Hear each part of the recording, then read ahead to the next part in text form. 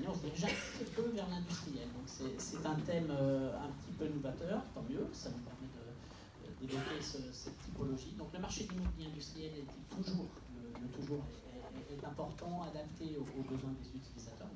On va tenter d'y répondre. On a vu les bons chiffres des locaux industriels tout à l'heure avec ce creux exceptionnel à 450 000 m². Je rappellerai plutôt la moyenne des 12 dernières années, 320 000 m², donc c'est important. Tout de suite, question préliminaire à vous, Olivier Durif, peut-être de replacer justement ce marché industriel, de rappeler ses fondamentaux, ses spécificités, peut-être ses caractéristiques, le marché lyonnais en tant que tel. Oui, ça marche. C'est bon. Oui, bonjour à tous. Donc effectivement, Lyon, terre d'industrie. Donc moi j'ai en charge, je suis directeur d'activité industrielle chez JLL, et j'ai également en charge ce qu'on appelle la démarche des partenaires JLL. J'ai donc l'occasion d'adresser et de m'intéresser aux autres marchés métropolitains français. Ce qui est important de dire, c'est que le marché industriel de Lyon, c'est le premier marché industriel, je suis président l'a souligné, après Île-de-France. La région lyonnaise, c'est en termes d'activité industrielle à peu près un peu plus du double de ce qui se passe dans le nord de la France, le triple de ce qui peut se passer à Bordeaux, à Toulouse ou à Nantes-Saint-Nazaire. Nous avons un terreau industriel historique qui est très important et qui peut expliquer le dynamisme que nous connaissons depuis de nombreuses années au niveau des mètres carrés placés sur nos métiers industriels. Ce qu'il faut savoir également, c'est que, en fait, Jean-Pascal l'a souligné tout à l'heure, c'est près de 85% de l'activité que nous vivons annuellement s'adresse à des entreprises qui prennent à bail ou qui viennent acheter des bâtiments inférieurs à 1500 m². Donc là, c'est un marché qui est extrêmement dynamique. En revanche, il y a peut-être lieu de s'intéresser aux 15% du marché qui reste, donc qui adresse des entreprises qui viennent prendre à bail ou acheter des bâtiments supérieurs à 1000 m². Là, effectivement, j'ai entendu tout à l'heure que nous avions étendu. Nous n'allons pas étendus, nous sommes déjà étendus. Voilà. Je pense que c'est un petit peu l'objet de la discussion d'aujourd'hui. Benoît Eckstein, pour rebondir un peu sur ce que vous avez dit, au niveau de ces outils industriels, on sait qu'on sait faire ces outils industriels. Dites-nous, vous, votre vision là-dessus. Bonjour à tous.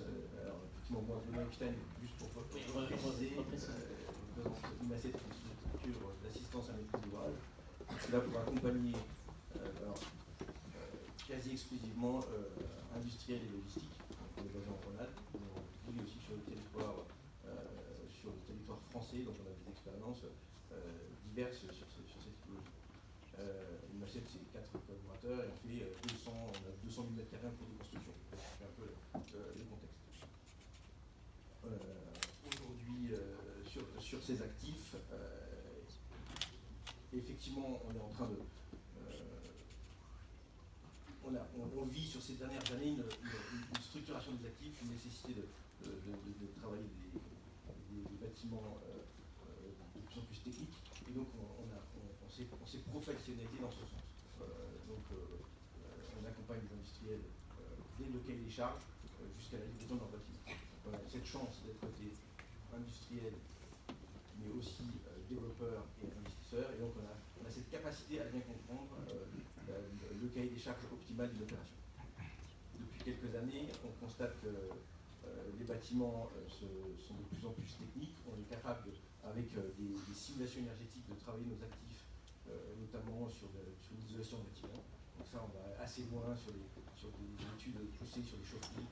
On est capable d'amener des luminaires intelligents, à la fois sur du LED, à la fois sur un luminaire qui peut se permettre d'avoir une interaction sur le stock et avoir une capacité de gérer le stock. On travaille de plus en plus sur des opérations avec des montages en BIM au niveau de la construction, mais aussi en exploitation. Tout ça, et pour finir, on voit le photovoltaïque, ça c'est des grands thèmes, on voit le photovoltaïque qui apparaît de plus en plus sur des opérations.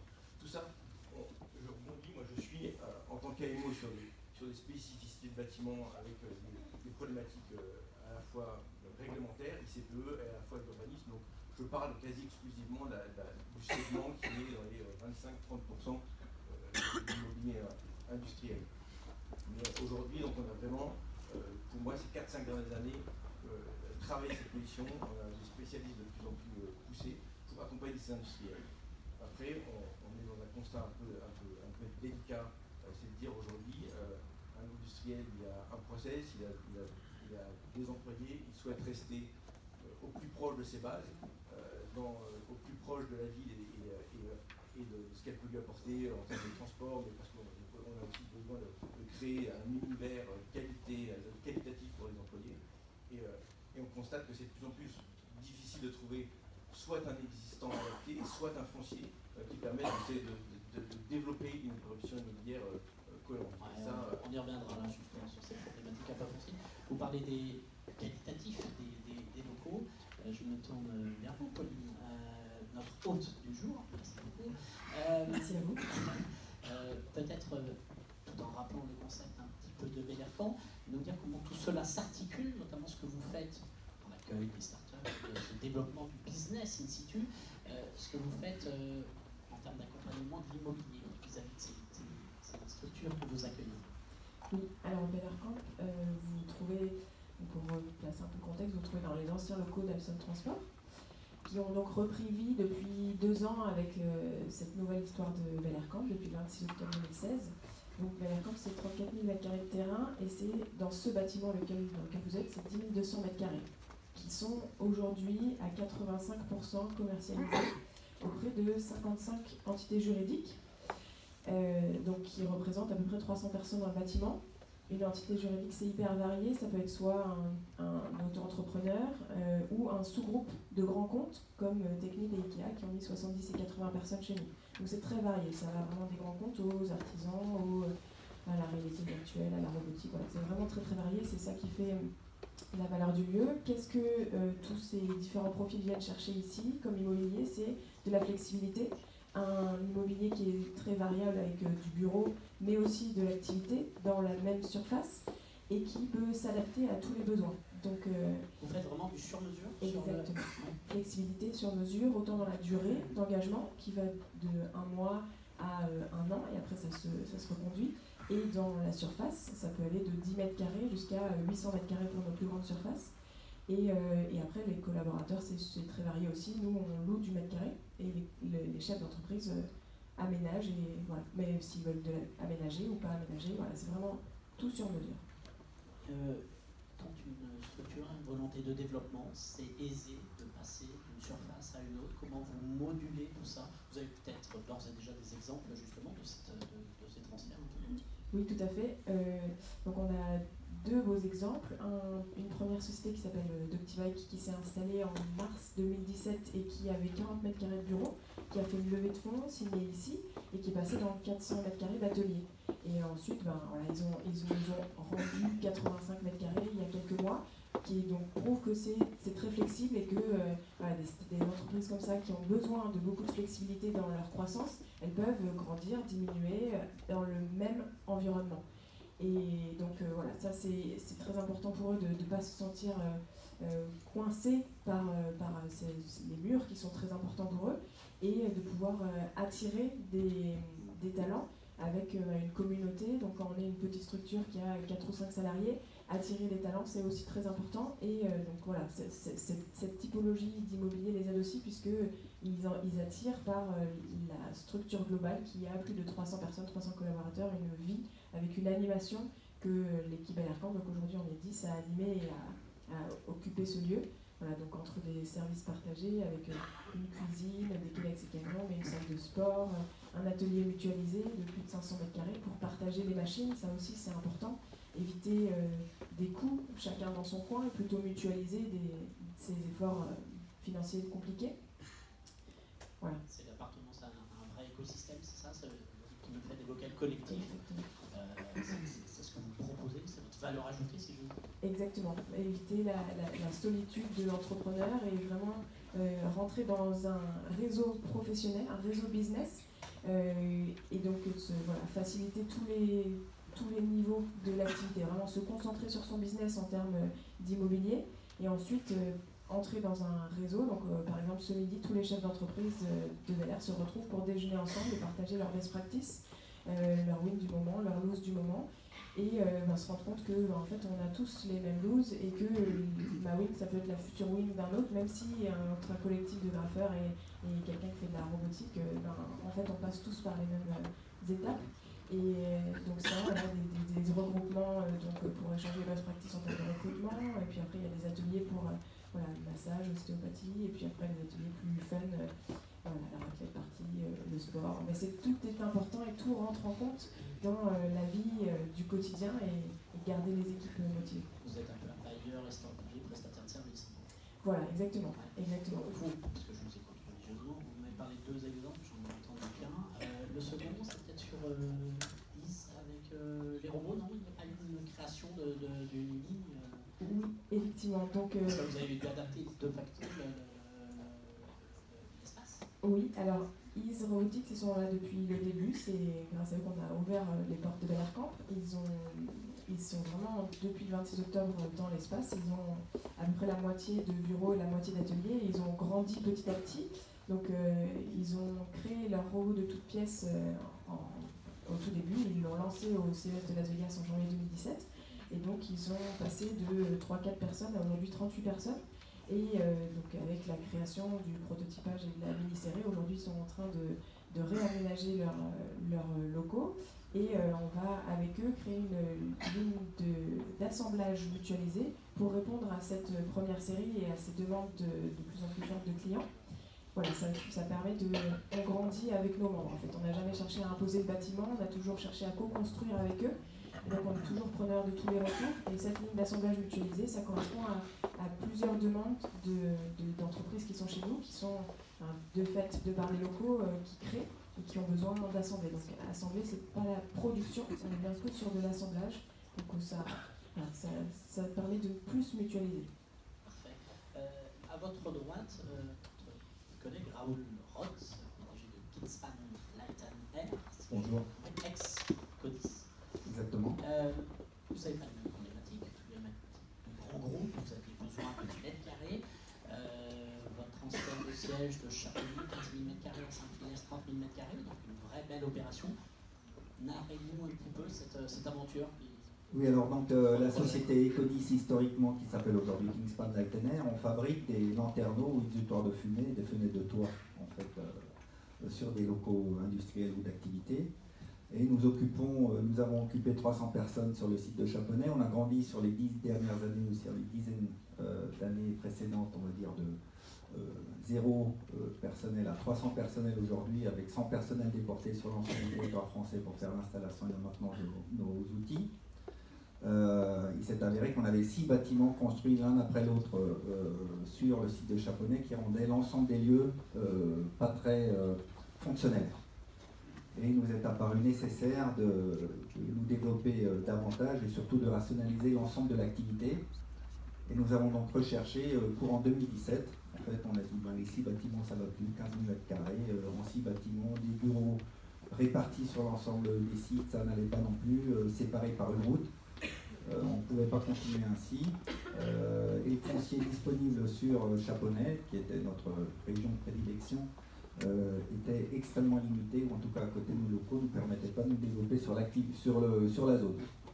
Nous avons donc recherché on va dire un foncier de 5 hectares pour construire environ 22 000 m². Et j'ai pris ma petite valise et j'ai fait le tour de l'ensemble des zones industrielles autour de Chaponais, en nous fixant l'objectif de ne pas nous déplacer de plus de 20 km, on va dire, parce qu'il faut qu'on emmène l'ensemble de notre personnel.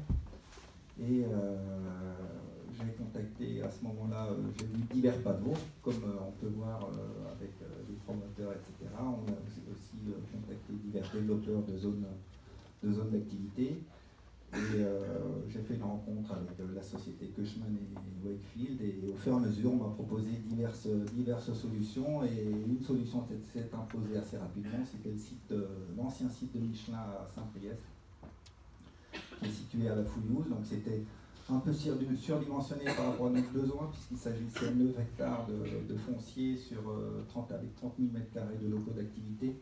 Mais finalement, l'un dans l'autre, c'était tout, en termes de dimensionnement, c'était parfaitement adapté aussi, puisqu'on envisage de multiplier, on va dire, notre chiffre d'affaires par 2 sur les 4 prochaines années. Donc on a besoin de foncier. Alors, la surface était bonne, mais les bâtiments, non. Alors bien sûr, les bâtiments aujourd'hui... C'est ça, Germinal. Oui, j'ai dit ça parce que c'est bien sûr, c'est des locaux qui étaient parfaitement... Enfin, très très bien constitué pour un site industriel, mais aujourd'hui nous occupons 80 personnes qui sont également du personnel administratif des employés. Et il n'y a pas que, à mon avis, il n'y a pas que les gens qui sont dans les startups qui ont droit à des beaux bureaux et qui ont besoin de, on va dire, de locaux collaboratifs ou en flexi-travail ou tout ce qu'on veut. Coworking, tout ça. En coworking et même des industriels, je dirais surtout des industriels. Nous avons besoin non seulement pour bien sûr, les gens qui sont dans les locaux industriels des conditions de travail parfaites, mais également les administratifs, les employés. On ne les traite plus aujourd'hui comme on les traitait il y a une vingtaine d'années. Donc on a rénové l'intégralité du bâtiment. Le coût de la rénovation? Le coût de la rénovation, c'est de l'ordre de 7 millions d'euros. L'ensemble de l'investissement que nous avons réalisé est de l'ordre de 22 millions. Voilà. Et votre timing? Alors, notre timing... Est-ce que vous avez des difficultés à trouver le foncier? Et ensuite, entre la fin des travaux, votre entrée, c'est pour combien de temps? Alors d'abord, en termes de timing, je voulais quand même dire que nous avons eu l'occasion de côtoyer un certain nombre d'AMO, un certain nombre d'entreprises générales. Et je voulais dire que globalement, la qualité d'écoute de tout le monde, tous ceux qu'on a vus, aussi bien en développeurs de zones d'activité qu'en entreprise générale, qu'en AMO, était à mon avis excellente. Bien sûr que la taille de l'opération était à mon avis suffisamment intéressante pour qu'on ait une bonne écoute. N'empêche qu'on nous a proposé quand même 4 ou 5 fonciers intéressants et dans une zone qui était parfaitement compatible avec à nos besoins. Donc on a eu le choix. Donc ça c'était une bonne chose.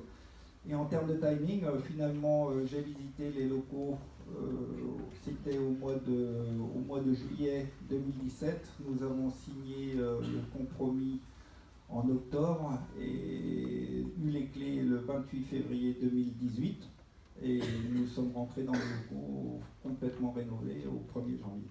Voilà. Donc, tout va bien. Je dirais qu'il n'y a pas photo entre vos deux sites. Absolument pas photo. Bon. Non, je dis ça parce que quand vous êtes installé rue Lycée-Cordier, c'est que c'est l'inventeur de la photographie. Je me permettais, c'est pas Vous avez bien fait. un peu de culture, ça. Je vais me permettre.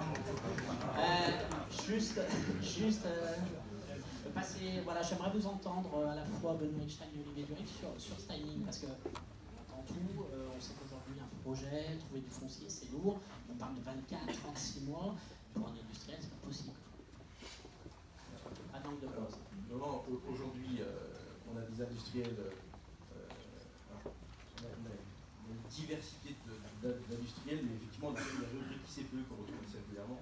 Dès qu'on met plus dans l'ICPE, dès qu'on met plus dans des surfaces importantes, on a des procédures qui sont incompressibles. Donc, déjà un programme, il faut, avant de faire un programme, il faut un cahier des charges. Donc nous, on est aux côtés d'un utilisateur, d'un développeur pour définir un vrai cahier des charges. Après, effectivement, on essaie de projeter un bâtiment existant ou une construction neuve sur un site. Et très rapidement arrivent ces sujets liés à la fois à l'urbanisme qui peut être modifié avec des changements de PLU ou au pire de partir des fonciers qui ne sont pas constructibles. Donc là, mais on a un sujet autour de la réglementation et de l'ICPE qui nous amène sur des délais qui peuvent être assez longs. Donc aujourd'hui, quand on a un industriel qui a un projet conséquent, qui a un outil industriel qui se développe chaque année de plus en plus, on a une capacité d'avoir du recul, mais on se projette vite sur des délais qui sont dans des horizons, j'ai envie de dire, on a plus d'une année autour de l'ICPE et de l'urbanisme, et une année autour de la construction, voire plus, ce qui fait qu'on est sur des délais qui dépassent les 2 ans, et c'est difficile aujourd'hui pour un industriel d'arriver à se projeter sur un développement de son activité. Donc aujourd'hui, c'est compliqué d'apporter des réponses concrètes sur ce sujet-là. On sollicite énormément les services de l'État, on sollicite énormément les DRAC qui sont sous pression, parce qu'on arrive aujourd'hui à dire, pour des raisons d'emploi, on est constamment en train de vouloir accélérer ces données, mais c'est vrai que c'est aujourd'hui, pour un industriel qui a une forte progression et qui cherche à se développer rapidement, c'est pas évident sur la métropole. On va chercher un peu plus loin, d'autant plus que ce que je vous disais tout à l'heure, c'est que chercher quand même à avoir un rayon assez proche de votre activité, de par les process, parce que vous voulez garder vos emplois. Et donc on essaye de trouver des solutions quand même assez proches de vos bases. Olivier, justement, on a l'impression que c'est l'immobilier qui guide le rythme du plan industriel, c'est l'inverse. C'est ça, c'est tout à fait ça. De ce que j'ai entendu, de ce que nous a dépeint, proximité, délai, tertiarisation. Donc là, c'est clairement les trois maîtres mots aujourd'hui de notre activité et des charges qui sont exprimées par les utilisateurs. Voilà. Donc il devient important et urgent, tout à l'heure je vous avais dit 7 ans, ce ne va pas être pendant 7 ans d'aujourd'hui, il est important pour pouvoir anticiper un maximum ces éléments-là. Un industriel, son plan industriel, sa lisibilité industrielle, il est au mieux 5 ans. Alors, vous me dites si je me trompe. Et quand un groupe comme le groupe Kingspan se met à rechercher, il ne peut pas entendre un délai de 24 à 30 mois. Voilà. Donc on se doit, nous, acteurs de l'immobilier, d'anticiper un certain nombre de choses. Donc certes, il faut trouver du foncier, donc on l'a dit tout à l'heure, c'est un petit peu tendu. En revanche, ce foncier, il faut aussi qu'il soit préparé. C'est-à-dire qu'il faut qu'il ait de l'ingénierie, il faut qu'on puisse répondre dans un temps admissible par les industriels à ce besoin de construction. Ce que j'entends, M. Roth, c'est qu'aujourd'hui, vous êtes rentré dans des délais parce que vous aviez un bâtiment existant, que vous n'auriez pas pu avoir les mêmes délais si vous êtes orienté sur une construction. Alors, tout à fait, bien sûr. Nous avons une activité très cyclique, donc l'obligation pour nous, c'est de déménager en hiver, donc décembre, janvier, février au plus tard. Et nous n'avions que cette fenêtre de tir. Très important, nous sommes aujourd'hui un groupe, on va dire, international et qui compte plus de 100 usines dans le monde. Et je peux vous dire que pour faire implanter, vu de l'Irlande, une usine en France, c'est pas forcément ou ça n'a pas été forcément, on va dire, l'Eldorado industriel vu de l'extérieur. Alors l'atmosphère a considérablement changé sur ces dernières années ou sur ces derniers mois. Je ne parle pas des gilets jaunes dans ce cas. Mais vraiment, il est incompréhensible pour des acteurs étrangers qu'on ait des délais de construction de 2 ans. Quand ils délais administratifs, principalement, ce ne sont pas les acteurs de la construction là, qui sont principalement en cause. En tout cas, c'est incompréhensible. On connaît ici, ou en tout cas tous les intervenants connaissent ici les causes, où on a un certain nombre de procédures administratives qui me paraissent parfaitement justifiées en tant que franco-français, mais moi qui suis dans un environnement international, je peux vous dire que c'est incompréhensible. Et que si nous voulons avoir un vrai impact industriel, nous ne pouvons pas rester dans des délais administratifs tels qu'ils sont aujourd'hui. Voilà. Ça veut dire quoi, Olivier? Ça veut dire qu'il faut préparer donc, en amont le foncier, mais ça veut dire en logistique, on peut lancer des opérations en blanc, mais là c'est quoi? On change de couleur, on fait en gris? Le paradoxe, il est là, c'est qu'en fait, sur la même base et sur les mêmes réflexes, en matière de logistique, d'outils logistiques, on va pouvoir préparer un certain nombre de choses. Soit on lance en blanc, soit on fait ce qu'on appelle en gris, c'est-à-dire qu'on prépare l'intégralité du dossier, il ne reste plus que l'acte de construire, qui lui est difficilement compressible, on vient de le voir. En revanche, l'ensemble des démarches administratives sont déjà passées. Quand on transpose ça sur le monde industriel, on ne retrouve pas ce type de réflexe. C'est-à-dire que le bout de pelouse, si je peux parler comme ça, peut exister. En revanche, très rarement, il est préparé. Très rarement, il est préparé à accueillir un industriel qui recherche 5 10 000 m². On n'a pas anticipé les choses et on passe notre temps à annoncer des délais de 24. Voilà. Et ça, c'est un véritable problème. Aujourd'hui, on est porteur d'un certain nombre de projets industriels pour la région lyonnaise. Le site d'accueil en région lyonnaise est choisi, c'est-à-dire que je souhaite être en région lyonnaise. En revanche, j'ai un problème, c'est qu'en plein industriel, je me retrouve dans une situation où c'est l'immobilier qui est en train de rythmer mon plan industriel, ce qui devrait être complètement l'inverse. Il y a des friches, il y a du stock, c'est quoi? Certaines friches ne sont plus exploitables, est-ce qu'elles sont obsolètes tout simplement? On revient justement sur ce problème d'anticipation, c'est-à-dire le problème de régénération d'un certain nombre de sites qui sont là depuis un certain nombre d'années.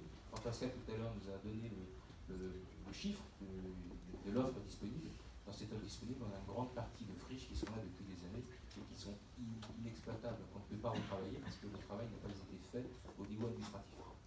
Gros enjeux de restructuration de ces espaces. Revitalisation. Soit les friches, soit les fonciers. Situation sur laquelle on est déjà tendu. Donc il faut la détente, c'est-à-dire il nous faut du foncier supplémentaire, mais ce foncier, il ne faut pas se contenter d'avoir, il faut le travailler en amont pour mieux préparer et mieux accueillir un projet industriel. Benoît, juste un mot aussi sur ces nouveaux bâtiments industriels. Est-ce que pour l'industriel, pour l'investisseur, il est souhaitable aujourd'hui d'envisager la seconde vie? Carrément, aujourd'hui, on est sur un territoire qui est qu'il y a une véritable attractivité. On a des gens qui sont prêts à s'installer et on voit bien que les chiffres, au fur et à mesure des années, augmentent les valeurs locatives, l'acquisition des biens. Tout à l'heure, on le citait aussi, on a aussi des aspects réglementaires qui sont de plus en plus forts. Donc on a des bâtiments qui coûtent de plus en plus cher. Donc, ce qui fait qu'on a des gens qui ont conscience qui ont une nécessité de s'implanter, mais qui ont conscience de la qualité d'implantation. Et donc ils pensent, l'investisseur c'est évident, l'utilisateur de plus en plus à la seconde vie du bâtiment. Alors, on fait toujours des comparatifs logistiques, industrie, mais effectivement, on projette des bâtiments beaucoup plus performants. On essaye de tertiariser parce que ça donne aussi du sens sur la vie de la première vie, mais aussi une capacité, une certaine souplesse, une certaine divisibilité des actifs. Tout est réfléchi aujourd'hui quand on construit un bâtiment pour le rendre divisible à terme, pour lui donner de la souplesse. C'est pas évident de le faire en industrie parce que l'industrie, selon une hauteur, selon une position par rapport à une unité de propriété, selon une typologie de charpente, ça veut dire qu'il faut peut-être faire des choix des fois plus aboutis. On va pas rentrer dans la technique, des sujets de feu, des sujets de flux, mais il faut arriver à projeter des bâtiments qui auront une vie la plus efficace pour son accessibilité aussi par rapport au personnel, aux extérieurs. C'est un vrai sujet. Aujourd'hui, de travailler la seconde vie des bâtiments, c'est une évidence. Vous parliez de rester non loin, je ne sais pas si vous avez pas, mais non loin de votre site de Là, on était à 8 km finalement, à Saint-Priest. Non loin de votre site actuel, se pose, parce que la proximité, parce que pouvoir conserver vos effectifs et vos ouvriers, vos salariés, se pose la question également aussi de la vie du site ancien. Quid de ce site ancien? Alors écoutez, il se vend très bien. Non, on a 6 locaux à ce jour. On a vendu 3 bâtiments sur les 6 et il nous reste 3 autres bâtiments à vendre. Mais comme vous l'avez entendu tout à l'heure avec les chiffres, il n'y a pas de difficulté à trouver des acquéreurs potentiels actuellement sur des surfaces qui sont des surfaces assez moyennes et qui ne posent pas de difficulté de recommercialisation à ce niveau-là, en termes de surface. En termes de qualité, c'est bien sûr un peu autre chose. Et quand nous sommes rentrés également dans les bâtiments, c'était des bâtiments qui dataient d'il y a 20 ans. Et je le redis, les industriels aussi demandent, et surtout nous qui sommes de la partie, puisque nous fabriquons les matériaux de construction, les performances énergétiques des bâtiments. Il n'y en a pas que pour les bâtiments tertiaires, bien sûr, les bâtiments industriels et les industriels responsables ont aussi envie d'avoir des bâtiments parfaitement éclairés, équipés de toutes les dernières technologies et entièrement HQE ou tout ce qu'on veut. Et c'est ce qu'on souhaite. Et là, je dirais, le stock de bâtiments existants, lui, n'est peut-être pas tout à fait à la hauteur. Et c'est pour ça qu'on a fait la rénovation du bâtiment. Parfait. Donc, pour répondre un peu à ces problématiques du foncier, peut-être que le PLUH va apporter son bonne réponse, va générer des opportunités. Ça me permet de vous céder la parole, David Kummelfeld. Tout le monde fait appel, si je veux dire, à ce PLUH. Je dis appel parce qu'il devrait être approuvé par le préfet le 18 juin, donc il devrait y avoir un appel. Et pour voir si, effectivement, ça peut provoquer des opportunités. Je vous cède la parole pour synthétiser, conclure un petit peu et aborder peut-être aussi un thème que vous aimez bien avec cette industrie 4.0, mais je vous laisse la parole. Avant le plan local d'urbanisme et d'habitat, avant ce que vous avez qualifié d'appel du 18 juin, il y aura un vote au Conseil de la métropole. Le 13 mai, on espère qu'il n'y aura pas de coup d'État comme le 13 mai 58, parce que c'est le 13 mai d'abord et avant tout, et c'est ça sans doute le moment le plus important, c'est le vote au cœur du Conseil de la métropole. Il n'y a pas un suspense intenable, mais il faudra de façon précise de passer au vote à la majorité, ce qui sera plus simple que la première élection qui était aux 2/3. Sur le plan local d'urbanisme et d'habitat, il faut dire d'abord que ça a été un combat pour faire en sorte de maintenir un bon niveau de foncier dédié à l'activité économique et de fait aussi un bon niveau de foncier en zone très urbaine. Parce que la forte demande par ailleurs, c'est toujours ce choix d'équilibre, et en particulier de l'État, mais pas simplement, c'est de pousser à préserver et à transformer surtout un certain nombre de terres en terres agricoles ou en terres naturelles. Et donc il a fallu mener ce combat de manière assez forte, et je pense que les acteurs qui sont ici, qui se sont manifestés aussi sur la nécessité absolue de maintenir des fonciers économiques au cœur des territoires urbains. Ce sera 1800 hectares en zone urbaine qui seront maintenus et préservés en activité économique. Ça a été un combat assez rude à mener, et le résultat, je pense, est au rendez-vous, même s'il n'est jamais à la hauteur complète des attentes, mais on partait d'assez loin quand même sur cet équilibre-là.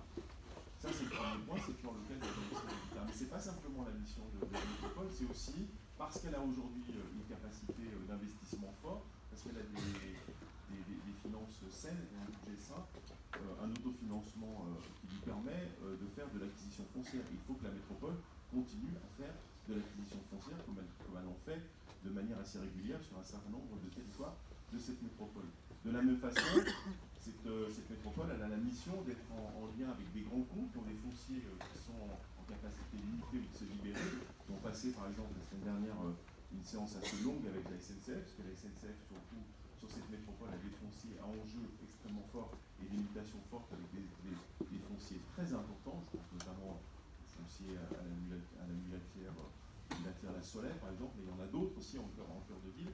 Il s'agit d'être au plus près de ces porteurs-là pour travailler avec eux sur la mutation de ces fonciers et faire en sorte qu'une bonne partie de ces fonciers reste en activité économique. De la même façon que nous sommes en discussion, notamment avec Renault Trucks et de nombreuses entreprises qui ont un certain nombre de projets. Ça, c'est la deuxième mission. La troisième mission aussi, vous avez parlé des zones d'activité, c'est aussi de continuer à investir sur l'amélioration des zones d'activité qui existent déjà et qui peuvent aussi se rationaliser quelquefois pour gagner un peu de foncier. La métropole investit, je crois que sur ce mandat qui s'écoule là, environ 15 millions d'euros, je crois, sur la nécessité absolue de moderniser ces zones d'activité. Ça, c'est la première mission, c'est le foncier. Mais après, la mission de la métropole, avec d'autres, c'est de créer les conditions aussi pour que les entreprises viennent. Et les entreprises, elles viennent, certes, s'il y a du foncier, s'il y a de l'immobilier, mais pas seulement. C'est-à-dire que du foncier, il y en a disponible dans des tas de territoires, mais il n'y a pas d'entreprises qui viennent. Et ce n'est pas suffisant. Et donc la métropole, elle doit continuer ce qu'elle fait déjà, mais elle doit intensifier, finalement, d'accompagner, de créer les conditions pour que les entreprises aient envie de venir ici sur ce territoire, de s'y maintenir aussi, parce qu'on parle beaucoup d'attirer les entreprises, mais il faut être aussi en capacité de maintenir celles qui sont là et de les maintenir dans de bonnes conditions. Et donc c'est pour ça que la métropole, j'entendais que vous disiez, on a regardé avec un compas pour faire autour du kilomètre, ça pose la question des mobilités, et donc il faut, et c'est un bel exemple ici au Carré de Soie, parce qu'ici au Carré de Soie, je pense que une des clés du succès de ce territoire, c'est d'avoir pensé les transports avant même d'avoir pensé les implantations. Et je ne vais pas refaire l'histoire du Carré de Soie depuis les années 2000, mais c'est bien l'arrivée du tramway, l'arrivée du métro, un certain nombre d'autres infrastructures de l'arrêt de Rhône Express ici, au Carré de Soie, qui a fait aussi l'intérêt pour les entreprises de venir s'implanter. Il faut que cette métropole elle continue à investir fortement dans les mobilités pour faire en sorte que quand les entreprises souhaitent s'installer, elles puissent avoir une belle lecture des mobilités dans les 2-3 ans qui viennent. On a ces questions assez fortes, je donne un exemple très concret sur la vallée de la chimie. Quand M. Clamadieu dit « Ok, on va implanter le premier centre de recherche et développement en Europe sur la vallée de la chimie », dans la fin de la phrase, il dit « Mais par contre, on va discuter rapidement des mobilités parce que nous, pour attirer des talents, comme vous l'avez dit, aujourd'hui, les talents, ils viennent et puis ils disent « Nous, on va habiter dans le centre de la ville, puis on n'a pas de voiture, donc on veut se déplacer en transport commun. » C'est aussi une nouvelle forme de se déplacer, bien évidemment, et donc il faut que cette métropole elle soit en capacité, alors je ne vais pas détailler ici, ça serait beaucoup trop long, des investissements absolument nécessaires dans les prochaines années sur les mobilités pour créer les conditions pour que les salariés, les talents puissent venir dans les entreprises. Parce qu'une entreprise de l'immobilier sans entreprise à l'intérieur, au bout d'un moment, ça a des limites. Il faut qu'on puisse convaincre les uns et les autres. De la même façon, il faut qu'on continue, c'est pour ça que je parlais tout à l'heure d'industrie du futur, à faire en sorte qu'on favorise les projets d'implantation notamment, et c'est pour ça qu'on s'est beaucoup nous concentré sur le campus industriel de Vénissieux, sur le foncier de Bosch, parce qu'on pensait que c'était une belle occasion de pouvoir attirer sur ce foncier-là un certain nombre d'entreprises et de nouveaux dispositifs qui vont accompagner les entreprises dans leur transition numérique tournée vers ce qu'on appelle l'industrie 4.0, l'industrie du futur. Et donc l'action de cette métropole, encore une fois, j'insiste souvent, quelquefois on me le reproche, mais c'est comme ça, collectivement, c'est-à-dire que c'est pas la métropole toute seule, c'est pas le président de la métropole, c'est pas simplement les élus, c'est la métropole avec l'ensemble des acteurs économiques qui dit on va faire H7 dans la French Tech parce que c'est l'accompagnement aussi des entreprises à la transition numérique. Et bien ma foi, c'est un élément d'attractivité supplémentaire pour faire en sorte que des entreprises viennent sur notre territoire. De la même façon, sur la chaîne de valeur, créer 3 pôles entrepreneuriaux supplémentaires sur cette métropole, c'est favoriser, mieux accompagner la création d'entreprises. Et parfois, c'est aussi potentiellement des créateurs et des créatrices d'entreprises qui ont plutôt envie de rester sur notre territoire pour venir s'implanter. C'est l'ensemble de ces actions-là que nous souhaitons continuer à intensifier sur cette métropole. Et on l'a bien vu l'année dernière au MIPIM. Moi, c'était la première fois où je pouvais, peser un peu sur les grandes conférences du MIPIM. J'en ai profité, hein. Parce que je viens ici, en fait, quelqu'un a dit, c'est la 2e fois, non, c'est la 4e fois, parce que je venais déjà quand j'étais vice-président en charge de l'économie. Parce que je considérais que c'était important de faire ce lien entre l'économie et l'immobilier et l'entreprise. L'un ne peut pas marcher sans l'autre, il faut mettre le contenu à tout ça. Et j'avais dit, on pourrait faire quand même un truc, au lieu de... C'est bien de montrer nos grands projets d'urbanisme, ça c'est bien, il faut continuer à le faire, mais il faut montrer aussi derrière qu'il y a du fond. Et le fond, on avait dit, on va faire un truc sur l'industrie du futur, pour montrer que cette métropole, elle est en capacité, elle est très positionnée pour accueillir les industriels, parce que derrière, il y a l'ensemble de ces services-là, attirer des talents, et donc on avait souhaité faire ça. On avait fait une deuxième chose qui fait le lien avec le BR30, c'était de dire les formes d'entreprendre ont bougé, donc les formes d'immobilier d'entreprise bougent. Donc on avait montré aussi que, ma foi, les espaces de coworking, l'ensemble des startups qui ont besoin d'un immobilier évolutif, comme vous l'avez conçu ici, sont extrêmement importantes, et de montrer aussi que sur cette métropole, les acteurs de l'immobilier ont compris cette évolution-là, et au-delà du fait que la métropole soit attractive, on a des acteurs aujourd'hui qui ont acté, qui ont compris que, ma foi, il y avait des nouvelles formes d'entreprendre, que l'industrie sur notre territoire était extrêmement importante, qu'il fallait l'accompagner dans ses mutations numériques. Et c'est cet ensemble, à mon avis, qui fait aujourd'hui sans doute les résultats qu'on a connus, qui ont été présentés là, et qui sont, ma foi, extraordinaires pour cette métropole, et en particulier pour celles et ceux qui y vivent, puisqu'après tout, au bout du compte, quand on a tout éliminé, ce qui reste quand même, c'est les emplois et la capacité aussi à faire en sorte que cette métropole soit équilibrée. Elle ne peut l'être que s'il continue d'y avoir des emplois, des entreprises, des activités, y compris au cœur des villes les plus denses. Je pense en particulier à Lyon et à Villeurbanne, puisqu'ici nous sommes à Villeurbanne. Merci beaucoup pour cette analyse, conclusion, analyse.